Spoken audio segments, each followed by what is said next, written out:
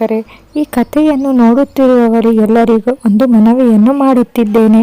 ಯಾರೆಲ್ಲ ನನ್ನ ಚಾನಲನ್ನು ಸಬ್ಸ್ಕ್ರೈಬ್ ಮಾಡಿ ನೋಡುತ್ತಿದ್ದೀರೋ ಅವರಿಗೆಲ್ಲರಿಗೂ ಧನ್ಯವಾದಗಳು. ಇನ್ನು ಯಾರು ನನ್ನ ಚಾನಲನ್ನು ಸಬ್ಸ್ಕ್ರೈಬ್ ಮಾಡಿಲ್ಲ, ದಯವಿಟ್ಟು ಕೆಳಗೆ ಕಾಣುವ ಸಬ್ಸ್ಕ್ರೈಬ್ ಬಟನ್ ಅನ್ನು ಕ್ಲಿಕ್ ಮಾಡಿ ಸಪೋರ್ಟ್ ಮಾಡಿ. ಮನಸ್ವಿ ಈಗಲೂ ಮಾತನಾಡದೆ ನಿಂತಿದ್ದಾಳೆ. ಇನ್ನು ನಾನು ಬಲವಂತ ಮಾಡಲ್ಲ ಮನಸ್ವಿ, ಪ್ರೀತಿಯಿಂದ ನಾವಿಬ್ಬರು ಒಂದಾಗಬೇಕೇ ಹೊರತು ಹಠದಿಂದ ಅಲ್ಲ. ನಿನಗೆ ಇಷ್ಟ ಇಲ್ಲ ಅಂದ್ರೆ ನಾನು ಬಲವಂತ ಮಾಡಲ್ಲ. ಆದರೆ ನಿನ್ನನ್ನು ಮರೆತು ನಾನು ಸುಖವಾಗಿರ್ತೀನಿ ಅಂತ ಮಾತ್ರ ತಿಳ್ಕೋಬೇಡ. ನಿನ್ನ ನೆನಪಲ್ಲೇ ನಾ ಕಾಲ ಕಳಿತೀನಿ ಹೊರತು ಬೇರೆಯವರನ್ನು ಮದುವೆ ಆಗಲ್ಲ. ಆದರೆ ನಿನ್ನ ಮದುವೆಗೆ ನಾನು ಯಾವುದೇ ಅಡ್ಡಿಯನ್ನು ಮಾಡಲ್ಲ. ನೀನು ಸರಿಯಾಗಿ ಯೋಚಿಸಿದ್ದೀಯಾ ಮನಸ್ವಿ. ನನ್ನಂಥವನನ್ನು ಮದುವೆಯಾದರೆ ನೀನು ಸುಖವಾಗಿರಲ್ಲ ಅಂತ ಈಗಲೇ ಮೌನವಾಗಿದ್ದೀಯಲ್ಲ. ಒಳ್ಳೆಯದು, ನಾನಿನ್ನು ಬರ್ತೀನಿ ಅಂತ ಹೇಳಿ ಒಂದೆರಡು ಹೆಜ್ಜೆ ಮುಂದೆ ಇಟ್ಟರೆ ಮನಸ್ವಿ ಓಡಿ ಬಂದು ಹಿಂದಿನಿಂದ ತಬ್ಬಿ ಅಳ್ತಾಳೆ. ಚಿರು ಈಗ ಸುಮ್ಮನೆ ನಿಂತರೆ ಅವನ ಕಣ್ಣಿಂದ ನೀರು ಜಾರುತ್ತೆ. ಮನಸ್ವಿ ಅಳುತ್ತಲೇ, ನಾನು ನಿಮ್ಮನ್ನು ಮರೆತು ಬಾಳ್ತೀನಿ ಅಂತ ಅಂದುಕೊಂಡ್ರ ರಾಗ್? ನಾನು ಬೇರೆಯವರನ್ನು ಮದುವೆ ಆಗ್ತೀನಾ? ನಿಮಗೆ ಹಾಗೆ ಅನಿಸುತ್ತಾ ಅಂತ ಬಿಕ್ಕುವಾಗ ಚಿರು ಅವಳನ್ನು ಮುಂದಕ್ಕೆ ಕೈ ಹಿಡಿದು ಎಳೆದು ಗಟ್ಟಿಯಾಗಿ ತಬ್ಬುತ್ತಾನೆ. ಇಬ್ಬರು ತಮ್ಮ ಪ್ರೀತಿ ಸಿಕ್ಕ ಖುಷಿಗೆ ಮೌನವಾಗೇ ನಿಲ್ಲುತ್ತಾರೆ. ಮನಸ್ವಿ ಪೂರ್ತಿ ಅಳುವುದನ್ನು ನಿಲ್ಲಿಸುವವರೆಗೂ ಚಿರು ಅವಳನ್ನು ತಬ್ಬಿಯೇ ನಿಂತಿದ್ದಾನೆ. ಎಷ್ಟೋ ಹೊತ್ತಿನ ನಂತರ ಅಪ್ಪುಗೆಯನ್ನು ಸಡಿಲಿಸಿ ಅವಳ ಮುಖದ ತುಂಬ ಮುತ್ತಿನ ಮಳೆಗರೆದವನು ಅವಳ ಕೈ ಹಿಡಿದು ದಂಡೆಯ ಹತ್ತಿರ ಕರೆದು ತರುತ್ತಾನೆ. ಮನಸ್ವಿ ನೀರಿನ ಹತ್ತಿರ ಇರುವ ತೆಪ್ಪವನ್ನು ನೋಡ್ತಾಳೆ. ತೆಪ್ಪವನ್ನು ಪೂರ್ತಿಯಾಗಿ ತಾವರೆ ಹೂಗಳಿಂದ ಅಲಂಕಾರ ಮಾಡಿ ಮಧ್ಯದಲ್ಲಿ ಮೆತ್ತನೆಯ ಹಾಸಿಗೆ ಹಾಸಿ ಗುಲಾಬಿ ದಳಗಳನ್ನು ಚೆಲ್ಲಿದ್ದಾರೆ. ತೆಪ್ಪದ ಸುತ್ತಲೂ ಚಾರ್ಜರ್ ಲೈಟ್ಗಳನ್ನು ಫಿಕ್ಸ್ ಮಾಡಿ ಬೆಳಕು ಕಾಣುವಂತೆ ಮಾಡಿದ್ದಾರೆ. ರಾಗ್, ಇದೇನು ಇಷ್ಟು ಚಂದವಾಗಿ ಅಲಂಕಾರ ಮಾಡಿದ್ದೀರಾ ಅಂತ ಕೇಳ್ತಾನೆ. ಮನಸ್ವಿ ತೆಪ್ಪವನ್ನು ಮುಟ್ಟಿ ಮುಟ್ಟಿ ನೋಡ್ತಾ ಇದ್ದಾಳೆ. ಇಷ್ಟ ಆಯ್ತಾ ಮನಸ್ವಿ? ಇದು ನಮ್ಮ ಒಲವಿನ ದಿಬ್ಬಣ, ನಮ್ಮ ಪ್ರೀತಿಯ ಸಂಕೇತ ಅಂತ ಹೇಳುತ್ತಾ ಮನಸ್ವಿಯ ಕೈ ಹಿಡಿದು ತೆಪ್ಪದಲ್ಲಿ ಕೂರಿಸಿ ತೆಪ್ಪಕ್ಕೆ ಕಟ್ಟಿದ ಹಗ್ಗ ಬಿಚ್ಚಿ ತಾನು ಕುಳಿತುಕೊಳ್ಳುತ್ತಾನೆ. ಬೆಳಗಿನ ಹೊತ್ತಲ್ಲಿ ಹೊಳೆಯ ಸುತ್ತ ಕಾಣುವ ಕಾಡು ಒಂದು ರೀತಿ ಕಾಣಿಸಿದರೆ ರಾತ್ರಿಯ ಹೊತ್ತಿನಲ್ಲಿ ಇನ್ನೊಂದು ರೀತಿ ಕಾಣಿಸುತ್ತದೆ. ಆಕಾಶದಲ್ಲಿ ಹೊಳೆಯುತ್ತಿರುವ ನಕ್ಷತ್ರಗಳು, ಆಗಾಗ ಮೋಡದ ಮರೆಯಲ್ಲಿ ಇಣುಕಿ ಹೊರಗೆ ಬರುವ ಪೂರ್ಣ ಚಂದಿರ, ಜುಳು ಜುಳು ನಾದ ಮಾಡುತ್ತಾ ಹರಿಯುತ್ತಿರುವ ನೀರು, ಕತ್ತಲೆ ಸಾಮ್ರಾಜ್ಯದಲ್ಲಿ ನಾನಿದ್ದೇನೆ ಅಂತ ವಿಚಿತ್ರವಾಗಿ ಕೂಗುತ್ತಿರುವ ಪಕ್ಷಿಗಳು, ಅಲ್ಲಲ್ಲಿ ಹಾರಾಡುವ ಸಣ್ಣ ಹುಳಗಳು, ನನಗಿಂತ ದೊಡ್ಡವರ್ಯಾರಿದ್ದಾರೆ ಅಂತ ನಗುತ್ತಿರುವ ವಿಶಾಲವಾದ ಮರಗಳು, ಒಟ್ಟಾಗಿ ಅಲ್ಲೊಂದು ಸುಂದರವಾದ ರಾತ್ರಿ ನಿರ್ಮಾಣವಾಗಿ ಸ್ವರ್ಗವನ್ನೇ ಹೋಲುವಂತೆ ಇತ್ತು. ಮನಸ್ವಿ, ನಿನಗೆ ಇಷ್ಟವಾಯ್ತಾ ಅಂತ ಚಿರು ಕೇಳಿದರೆ, ಇಷ್ಟ ಅಂತ ಕೇಳ್ತಾ ಇದ್ದೀರಾ ರಾಗ್? ನಾನು ಕನಸಿನಲ್ಲೂ ಇಂಥ ಸುಂದರವಾದ ವಾತಾವರಣವನ್ನು ನೋಡಿರಲಿಲ್ಲ ಅಂತಾಳೆ. ಹೊಳೆಯ ನೀರಿಗೆ ಮೆಲುವಾಗಿ ತೆಪ್ಪ ಮುಂದೆ ಸಾಗುತ್ತಿದ್ದರೆ ಚಿರು ಮನಸ್ವಿಯ ಕೈ ಹಿಡಿದು, ಈಗ ಹೇಳು ಮನಸ್ವಿ, ನನ್ನನ್ನು ಯಾಕೆ ದೂರ ಮಾಡಬೇಕು ಅಂತಿದ್ದೆ? ಅದಕ್ಕೆ ಏನಾದರೊಂದು ಕಾರಣವಿರಲೇಬೇಕು ಅಲ್ವಾ ಅಂತ ಕೇಳಿದಾಗ, ಹೌದು ರಾಗ್, ಕಾರಣ ಇದೆ. ನಿಮ್ಮನ್ನು ಎಷ್ಟು ಪ್ರೀತಿ ಮಾಡ್ತೀನಿ ಅಂದ್ರೆ ಪದಗಳಲ್ಲಿ ಹೇಳುವಷ್ಟು ಚಿಕ್ಕದಾಗಿಲ್ಲ ಅನ್ಸುತ್ತೆ. ಅಷ್ಟೊಂದು ಪ್ರೀತಿ ಮಾಡುತ್ತಿರುವ ನಿಮ್ಮನ್ನು ಕಳೆದುಕೊಳ್ಳೋಕೆ ನನಗೆ ಇಷ್ಟ ಇಲ್ಲ ರಾಗ್. ಅದಕ್ಕೆ ನಿಮ್ಮನ್ನು ದೂರ ಮಾಡೋದಕ್ಕೆ ಹೋದೆ. ಆದರೆ ನಿಮ್ಮ ಮಾತಿಗೆ ನಾನು ಸೋತು ಹೋದೆ. ನಿಮ್ಮಿಂದ ದೂರ ಇರೋದು ಎಷ್ಟು ಕಷ್ಟ ಅಂತ ಅನುಭವಿಸಿದ ನನಗೆ ಮಾತ್ರ ಗೊತ್ತು ಅಂತ ಹೇಳಿದಾಗ ಮನಸ್ವಿಯನ್ನು ತನ್ನ ಹತ್ತಿರಕ್ಕೆ ಎಳೆದುಕೊಂಡ ಚಿರು ಅವಳನ್ನು ತಬ್ಬಿ ತನ್ನ ಎದೆಯ ಮೇಲೆ ಮಲಗಿಸಿಕೊಳ್ಳುತ್ತಾನೆ. ಇಷ್ಟು ಪ್ರೀತಿ ಮಾಡುವವಳು ದೂರ ಆದರೆ ನಾನು ಎಷ್ಟು ನೊಂದುಕೊಳ್ತೀನಿ ಅಂತ ನಿನಗೂ ಗೊತ್ತಲ್ವಾ ಮನಸ್ವಿ? ಈಗಲೂ ವಿಷಯ ಮುಚ್ಚಿಡಬೇಡ. ಕಾರಣ ಏನು ಅಂತ ಹೇಳು, ಅದಕ್ಕೆ ಪರಿಹಾರ ಏನು ಮಾಡಬೇಕು ಅಂತ ನಾನು ಯೋಚಿಸ್ತೀನಿ ಅಂತಾನೆ. ಹೇಳ್ತೀನಿ ರಾಗ್, ನಿಮ್ಮಿಂದ ವಿಷಯ ಮುಚ್ಚಿಟ್ಟು ನಾನು ದೂರ ಇರೋದಕ್ಕೆ ಆಗಲ್ಲ. ಏನಾದರೂ ಆಗಲಿ, ಇಬ್ಬರು ನಿಂತು ಎದುರಿಸೋಣ ಅಂದು ರಾಗ್ನ ಕೈಗೆ ಕೈ ಬೆಸೆಯುತ್ತಾ, ಆ ಮಧು ಬಂದಿದ್ದ ಅಂತಾಳೆ. ಮಧು?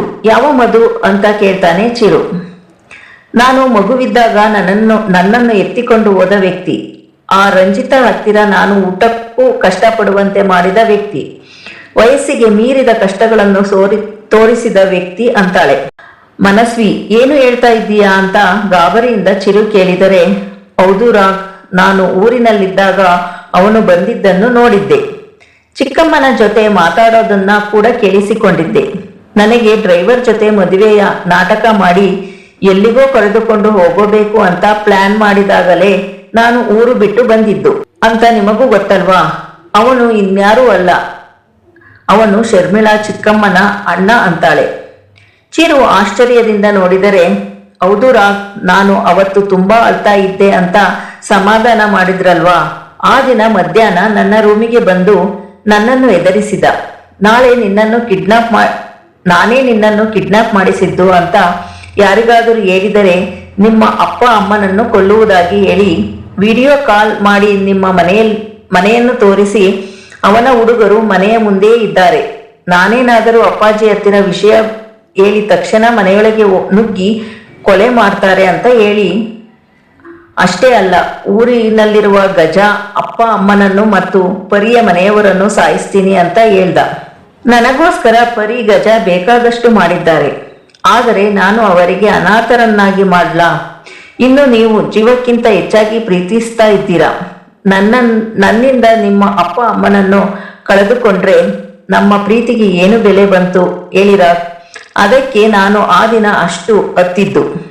ಜೊತೆಗೆ ಇದೆಲ್ಲ ಸಾಲದು ಅಂತ ಅಪ್ಪಾಜಿ ಬೇರೆ ಅತ್ತೆಯ ಮಗನ ಜೊತೆ ಮದುವೆ ಫಿಕ್ಸ್ ಮಾಡಿದ್ರು. ಅದು ಕೂಡ ನನ್ನನ್ನು ಒಂದು ಮಾತು ಕೇಳದೆ. ಆ ದಿನ ಸ್ಟೇಜ್ನಲ್ಲಿ ಏನು ನಡೀತಾ ಇದೆ ಅನ್ನೋದೇ ನನಗೆ ಗೊತ್ತಿಲ್ಲ. ಇನ್ನು ನಾನು ನಿಮಗೆ ಏನು ಹೇಳಬೇಕಿತ್ತು ಅಂತ ಚಿರುವಿನ ಕೈಯನ್ನು ಬಿಗಿಯಾಗಿ ಹಿಡಿದಾಗ, ಇಷ್ಟೆಲ್ಲ ಆದಾಗ ನಮಗ್ಯಾರಿಗೂ ತಿಳಿಸಬೇಕಲ್ವಾ ಮನಸ್ವಿ? ಒಬ್ಬಳೇ ಎದರಿಕೊಂಡು ಅಳುವಂಥದ್ದು ಏನಾಗಿತ್ತು? ನೀನು ಆ ವಿಷಯದಲ್ಲಿ ತಪ್ಪು ಮಾಡಿದೆ ಮನಸ್ವಿ.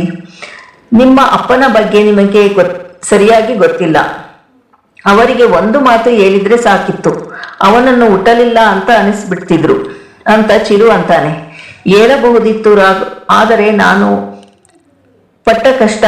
ಅವನು ಒಂದೇ ಸಲ ಸತ್ತರೆ ಏನು ಬಂತು ಹೇಳಿ? ಪ್ರತಿ ಕ್ಷಣವೂ ನಾನು ಹೀಗೆ ಮಾಡಬಾರದಿತ್ತು ಅಂತ ಒದ್ದಾಡಿ ಸಾಯಬೇಕು, ಹಾಗೆ ಮಾಡಬೇಕು ಅವನಿಗೆ ಅಂತಾಳೆ. ಚಿರು ಆತಂಕದಿಂದ ಮನಸ್ವಿಯನ್ನೇ ನೋಡುತ್ತಿದ್ದಾನೆ. ಹೌದು ರಾಗ್, ನಾನು ಒಂದು ದಿನ ಕಳೆಯುವುದಕ್ಕೆ ಎಷ್ಟು ಕಷ್ಟಪಟ್ಟಿದ್ದೀನಿ. ಅದನ್ನು ಹೇಳಿದರೆ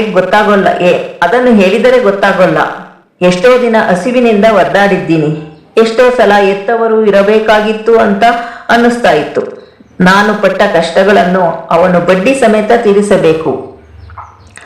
ಆ ರಂಜಿತಾ ಮತ್ತು ಅವನ ಮಗಳು ಸುಖವಾಗಿ ಇರಬಾರದು. ಅಪ್ಪಿ ತಪ್ಪಿ ರಂಜಿತಾ ಊಟನೋ ಬಟ್ಟೆನೋ ಕೊಟ್ಟರೆ ಅದನ್ನು ಅವರ ಮಗಳು ಹಾಳು ಮಾಡ್ತಾ ಇದ್ಲು. ಅವಳಿಗೂ ಅನ್ನದ ಬಟ್ಟೆಯ ಬೆಲೆ ಏನು ಅಂತ ಗೊತ್ತಾಗಬೇಕು ಅಂತಾಳೆ. ನಿನ್ನ ಕೋಪ ನಿಜವಾದದ್ದೇ. ನೀನೇನು ಯೋಚನೆ ಮಾಡಬೇಡ ಮನಸ್ವಿ. ನೀನು ಹೇಳಿದ ಹಾಗೇನೆ ಎಲ್ಲವೂ ನಡೆಯುತ್ತೆ ಅಂತ ಚಿರು ಅಂತಾನೆ.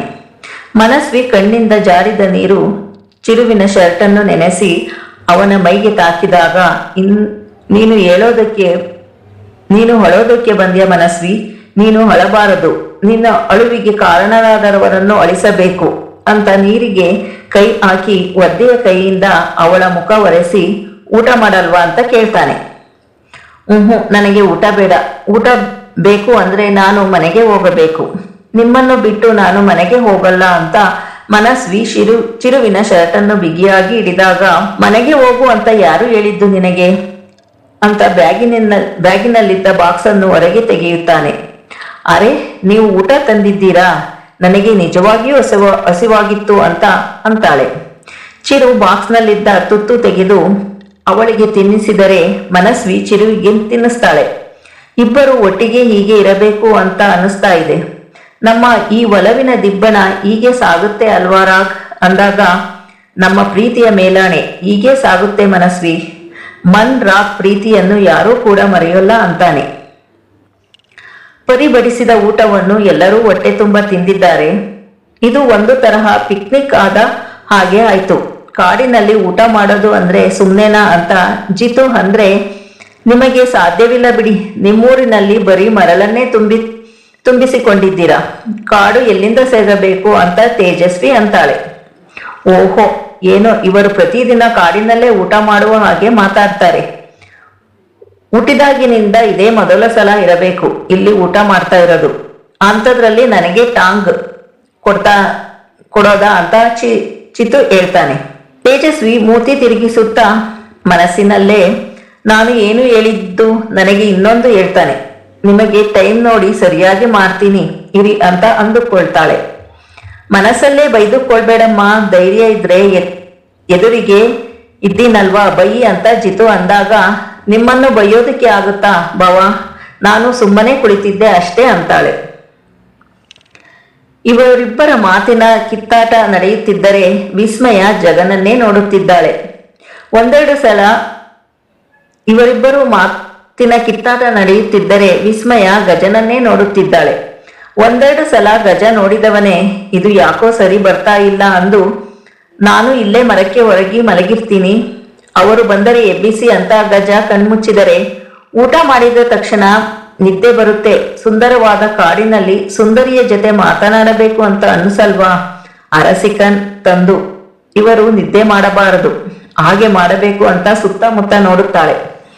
ಚಿಕ್ಕ ಚಿಕ್ಕ ಕಲ್ಲುಗಳನ್ನು ಎತ್ತಿಕೊಂಡು ಗಜನಿಗೆ ಹೊಡೆದು ಬೇರೆ ಕಡೆ ತಿರುಗಿದರೆ ಗಜ ಕಣ್ಣು ಬಿಟ್ಟು ನೋಡ್ತಾ ಇದ್ದಾನೆ. ಎಲ್ಲರೂ ಅವರವರ ಪಾಡಿಗೆ ಮಾತಾಡ್ತಾ ಇರುವುದನ್ನು ನೋಡಿ ಮರದ ಮೇಲಿಂದ ಕಡ್ಡಿಗಳು ಬಿದ್ದಿರಬೇಕು ಅಂತ ಸುಮ್ಮನಾಗ್ತಾನೆ. ಏನು ನಡೀತಾ ಇದೆ ಅಂತ ಆಯುಷ್ ಮತ್ತು ಜಿತು ವಿಸ್ಮಯನ ಕೇಳಿದ್ರೆ, ಏನು ಇಲ್ಲಪ್ಪ ಸುಮ್ಮನೆ ತಮಾಷೆಗೆ ಅಂತಾಳೆ. ಹೌದಾ, ತಮಾಷೆಗೆ ತಾನೇ ಮಾಡು, ನಾವು ಬೇರೆ ಏನೋ ಅಂದುಕೊಂಡಿದ್ವಿ, ನೀನು ಈ ತರ ಅಲ್ಲ ಬಿಡು ಅಂತ ಅಂದ್ರೆ ವಿಸ್ಮಯ ಮುಖ ಚಿಕ್ಕದು ಮಾಡಿಕೊಳ್ಳುತ್ತಾ ಹೌದು ಅಂತಾಳೆ. ಆಯುಷ್ ಮತ್ತೆ ಜಿತು ನಗುತ್ತಾ ಕಣ್ಣುಗಳಲ್ಲೇ ಮಾತನಾಡಿಕೊಂಡ ಇಬ್ಬರು ಗಜನ ಅದೃಷ್ಟನ ಮೆಚ್ಚಿಕೊಳ್ಳುತ್ತಾರೆ. ಆಯುಷ್ ಪರಿ ಇಬ್ಬರು ಮಾತನಾಡುತ್ತಾ ಸ್ವಲ್ಪ ದೂರ ನಡೆದು ಹೋದರೆ ಮನ್ಮಥ್ ತೇಜಸ್ ಇಬ್ಬರು ಮೊಬೈಲ್ನಲ್ಲಿ ಬಂದು ಮೆಸೇಜ್ಗಳನ್ನು ನೋಡುತ್ತಾ ಕುಳಿತಿದ್ದಾರೆ. ಬನ್ನಿ ನಾವು ಸ್ವಲ್ಪ ದೂರ ನಡೆದುಕೊಂಡು ಹೋಗೋಣ ಅಂತ ಜಿತು ತೇಜಸ್ವಿಯನ್ನು ಕರೆಯುತ್ತಾನೆ. ಈ ಕತ್ತಲಲ್ಲಿ ನಾನು ಬರಲ್ಲಪ್ಪ, ನನಗೆ ಭಯ ಆಗುತ್ತೆ ಅಂತಾಳೆ. ಸರಿ ಬಿಡಿ, ವಿಸ್ಮಯನ ಕರಿತೀನಿ, ನನಗೆ ಒಂದೇ ಕಡೆ ಕೂರೋದಕ್ಕೆ ಬೋರ್ ಆಗುತ್ತೆ ಅಂತ ಜಿತು ಅಂದ ತಕ್ಷಣ ಅವಳು ಬೇಡ ನಾನೇ ಬರ್ತೀನಿ ನಡೆಯಿರಿ, ನೀವಿದ್ದಾಗ ನನಗೆಂತ ಭಯ ಅಂತ ಮೇಲೆದ್ದು ನಿಂತರೆ ಹೊಟ್ಟೆ ಕಿಚ್ಚಿಗೆ ಇನ್ನೊಂದು ಹೆಸರೇ ಹೆಣ್ಣು ಇರಬೇಕು ಅಂತ ಮನಸ್ಸಿನಲ್ಲಿ ಅಂದುಕೊಂಡು ತೇಜಸ್ವಿಯ ಜೊತೆ ಹೆಜ್ಜೆ ಹಾಕುತ್ತಾನೆ ಜಿತು. ವಿಸ್ಮಯ ಒಬ್ಬಳೇ ಕುಳಿತು ಬೇಜಾರಾದಾಗ ಗಜನ ಭುಜಕ್ಕೆ ಹೊರಗಿ ಕುಳಿತು ಮಲಗಿ ಬಿಡ್ತಾಳೆ.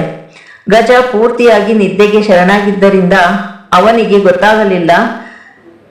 ರಾತ್ರಿ ಕಳೆದು ಬೆಳಕು ಹರಿಯುವ ಹೊತ್ತಿಗೆ ತನ್ನೆದೆಯ ಮೇಲೆ ನಿಶ್ಚಿತ್ತೆಯಿಂದ ಮಲಗಿದ್ದ ಮನಸ್ವಿಯನ್ನು ಎಚ್ಚರ ಮಾಡ್ತಾನೆ ಚಿರು. ಮನಸ್ವಿ ಎದ್ದೇಳಮ್ಮ, ಆಗಲೇ ಬೆಳಕು ಹರಿಯುವ ಸಮಯವಾಯಿತು, ಎಲ್ಲರೂ ನಮಗೋಸ್ಕರ ಅಲ್ಲೇ ಕಾಯ್ತಾ ಇರ್ತಾರೆ, ನಾವು ಹೋಗೋಣ, ಚಳಿ ಕೂಡ ಜಾಸ್ತಿಯಾಗಿದೆ ಅಂದಾಗ ಮನಸ್ಸಿಲ್ಲದ ಮನಸ್ಸಿನಿಂದ ಮನಸ್ವಿ ಹೂಗುಟ್ಟುತ್ತಾಳೆ. ಇದಿಷ್ಟು ಇವತ್ತಿನ ಸಂಚಿಕೆಯಾಗಿದೆ. ಮುಂದೇನು ಆಗುತ್ತದೆ ಎಂದು ನಾಳೆ ನೋಡೋಣ.